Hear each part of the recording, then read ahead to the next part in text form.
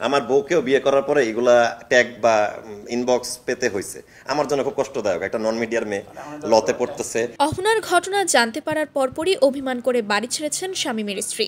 অহনার সাথে যে শামীমের দীর্ঘ 7 মাসের প্রেমের সম্পর্ক ছিল এবং তারা দুজন একসাথে একসময় গাঁজা সেবন করত, এই সমস্ত বিষয় অজানা ছিল শামীমের বর্তমান স্ত্রীর।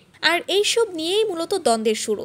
শেষমেশ মাঝরাতে শামীমের বাড়ি ছাড়তে বাধ্য হয় শামীমের স্ত্রী। ছোট পর্দার জনপ্রিয় অভিনেতা শামীম হাসান সরকার, অভিনেত্রী প্রিয়াঙ্কা প্রিয়া তার বিরুদ্ধে মারধর ও ধর্ষণের হুমকির অভিযোগ আনলে খবরের শিরোনাম হন তিনি। এরপর শামীম মুখোমুখি হন দেশের গণমাধ্যমের, জানান তার বিরুদ্ধে আনা অভিযোগের নেই কোনো ভিত্তি। এ সময় তিনি তার সাবেক প্রেমিকা অভিনেত্রী অহনা রহমানের সঙ্গে সম্পর্ক নিয়েও মুখ খোলেন। আমি মাঝখানে 7 মাসের একটা বন্ধুত্ব করছি, তখনও তার সাথে তার যোগাযোগ ছিল।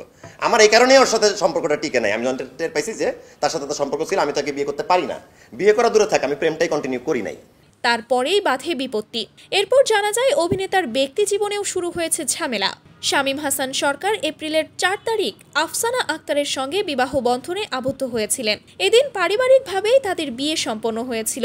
সবকিছুই ভালোই যাচ্ছিল, কিন্তু হঠাৎ করেই তার বিরুদ্ধে অভিনেত্রীর অভিযোগ এবং মিডিয়াতে তার প্রাক্তন প্রেমিকা নিয়ে আলোচনা শুরু হলে পারিবারিক জীবনে অশান্তি হয় এই অভিনেতার। এবার জানা গেছে 7 মে রাতে শামীমের স্ত্রী অভিমানে তার বাসা ছেড়ে চলে গেছেন। তবে তিনি কোথায় চলে গেছেন সে বিষয়ে নিশ্চিত হওয়া যায়নি। এরই মধ্যে এই অভিনেতার বিরুদ্ধে অভিনেত্রী ও বাচিক শিল্পী সিফাত বন্যা শামীমের বিরুদ্ধে গুরুতর অভিযোগ এনেছেন। বছর দুয়েক আগে শুটিং সেটে তার সঙ্গে ঘটে যাওয়া একটি ঘটনা নিয়ে এবার মুখ খুলেছেন তিনি। সবকিছু বিবেচনা করে ধারণা করা হচ্ছে হয়তো শামীমের সাথে তার স্ত্রীর সম্পর্কটা টেকানো সম্ভব হবে না। তো ভিউয়ার্স, নেক্সট আপডেট জানতে আমাদের সঙ্গে থাকার অনুরোধ রইল। আল্লাহ হাফেজ।